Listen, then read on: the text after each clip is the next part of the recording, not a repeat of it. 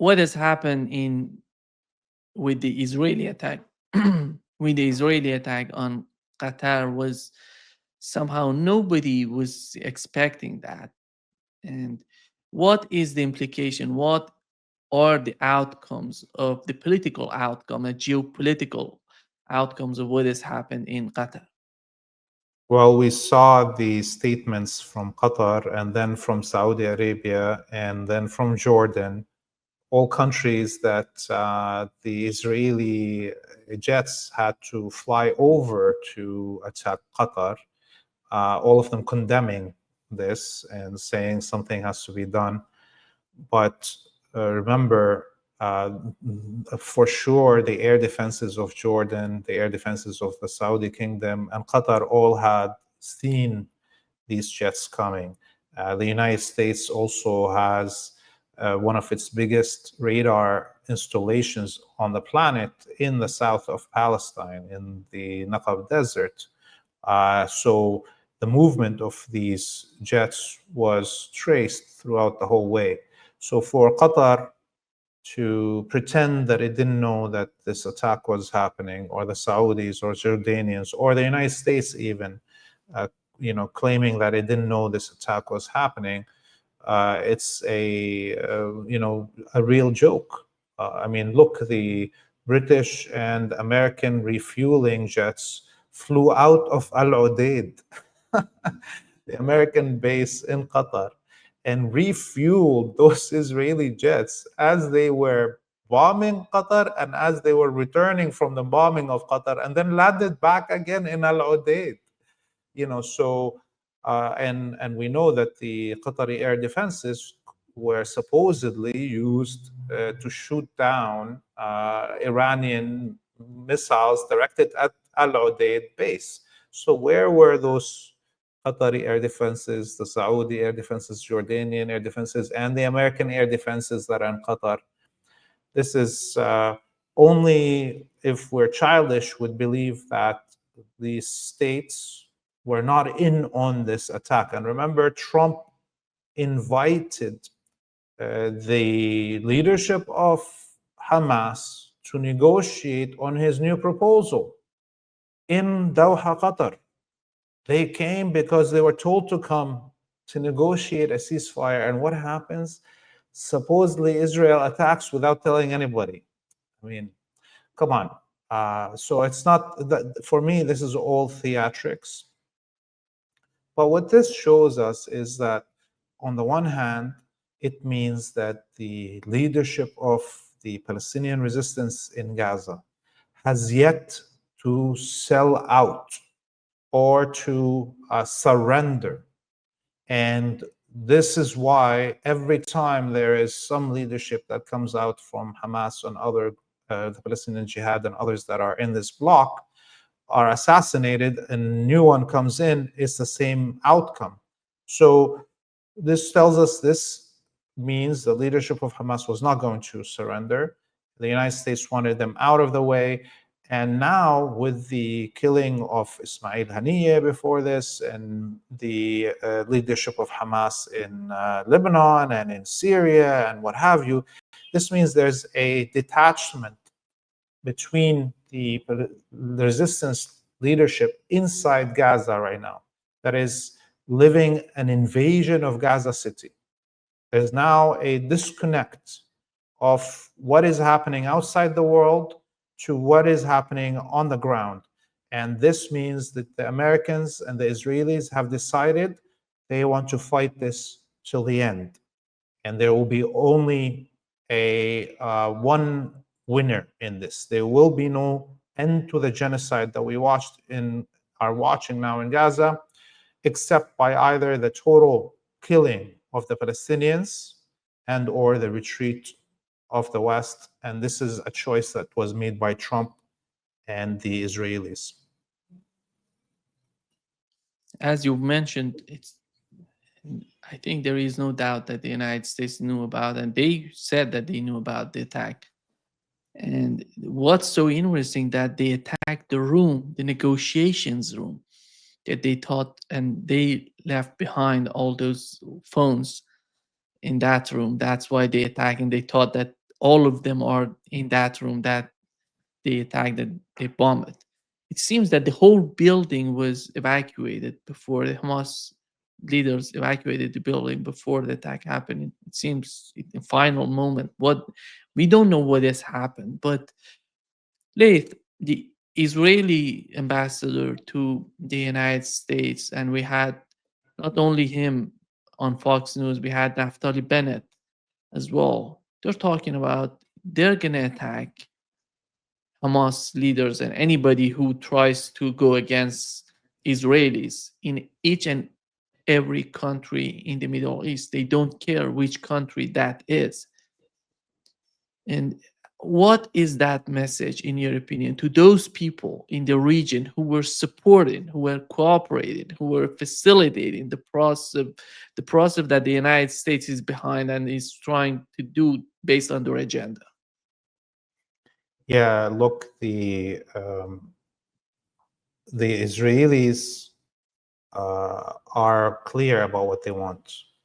And on the one hand, we have the Western elite who have given in and have subjugated their own citizens and have told their own citizens by law, the Jewish supremacists are better than you and have more protections. And your taxes will be spent on the Jewish supremacy project in the colony.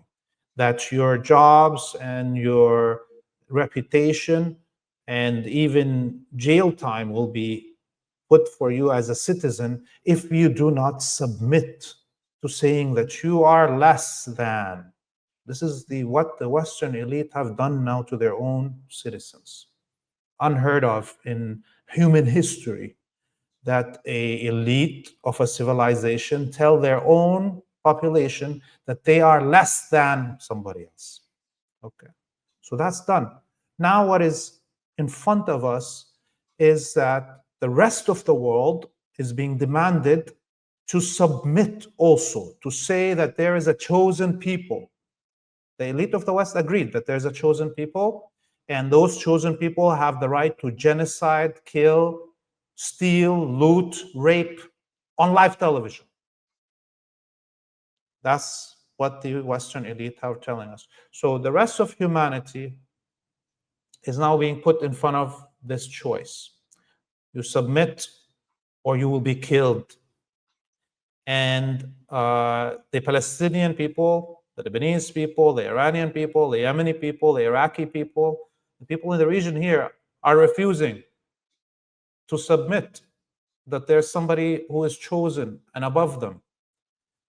So I think, look at what happened just after even the attack on the offices of Hamas in Doha. By the way, God's hand actually saved the leadership of Hamas in Doha, because they stepped out of the meeting room, leaving their phones to pray, because it was the Asr prayer. And those who stayed in the room were their assistants and guards who got killed. Okay?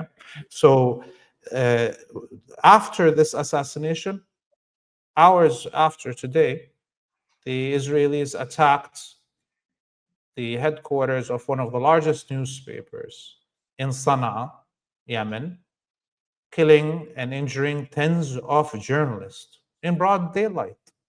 So now they're telling us they can kill journalists anywhere they want to, and they can kill anyone who opposes them anywhere until somebody stands in their way.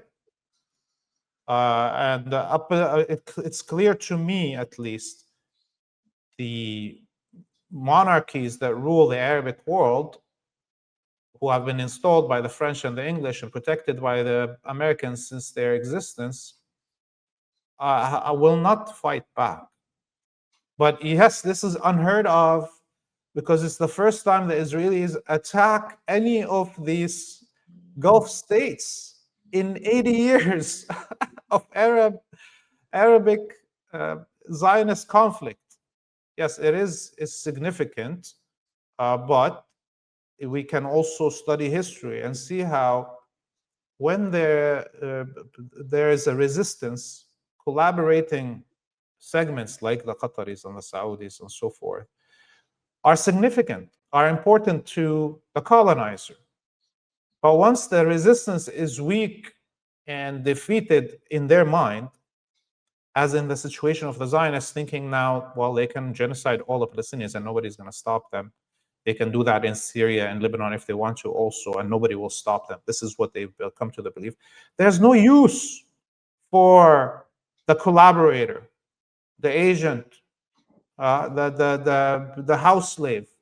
You get rid of him because the colonizer doesn't even respect the collaborator. Actually, you can read every colonizer what they wrote about the collaborating class with them. They hated them more than any part of the indigenous people they colonized because they saw them as so low that they sell their own people.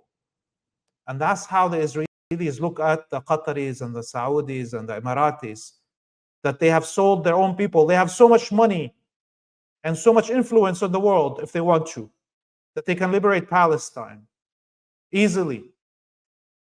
But they're so treacherous to their own people that they give out their own wealth and their own strength to the Zionists. And that's why they don't need them.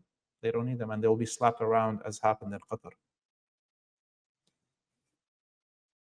I think what's going on in the mind of the Arab states is so much important. So let's put it this way. If tomorrow Israel attacks Saudi Arabia, UAE, Bahrain, name it, and what can they do? What do they have to respond? What is the the policy in the response, in their response, in this sort of attitude to respond to what has happened if something happens in that direction? Here is the question: is that going to convince them that the resistance is the only reason that they can somehow, that would be the only, the only barrier, the only obstacle against Israel and what they're seeking in the region? When this reality gonna hit them, when they're gonna learn, because tomorrow they're gonna attack any of these countries, and these toys that they bought from the United States, I don't know if they know how to use them. I don't know if there is a strategy, there is an army there in Saudi Arabia, in Qatar, in UAE, call it Bahrain. How do Yeah. they feel about it? Because it's gonna come. The moment it's gonna, sooner or later, they're gonna be attacked. A few days ago, I watched a video of a convoy of armed militia, Saudi militia, driving from Jordan into South Syria to blockade Suwaida and give, military aid to the government of Al-Julani. So you had these militias driving from Saudi through Jordan to Syria. Palestine was on the way, right? But where does these militiamen go? They go to help in the subjugation of the Syrian people. And the elite class in these countries that have been bred by the West, they know their job. So no, I don't think. I think, look, this elite will be as willing as Hosni Mubarak of Egypt or Zain al-Abidin bin Ali of Tunis, who were both house slaves, vassals of the West, and the West, Obama and Qatar with Al Jazeera, used them as a beginning of the Arab quote unquote spring, replaced them with other vassals, just as and ripped up their whole countries just to be able to infect the Arab Spring into Libya and into Syria and into Yemen. That was they didn't need to really change the guard in Egypt or Tunis, who were already vassals. They just did it on purpose to reach the real targets. So where did the president of Tunis go? Did he fight?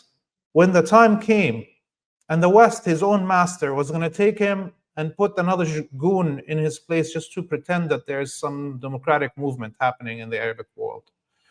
Did he fight back? He didn't. He just got on the plane and went to Saudi with all the money of Tunis, and nobody cares about him anymore. What happened to Mubarak? Did he fight back? He didn't.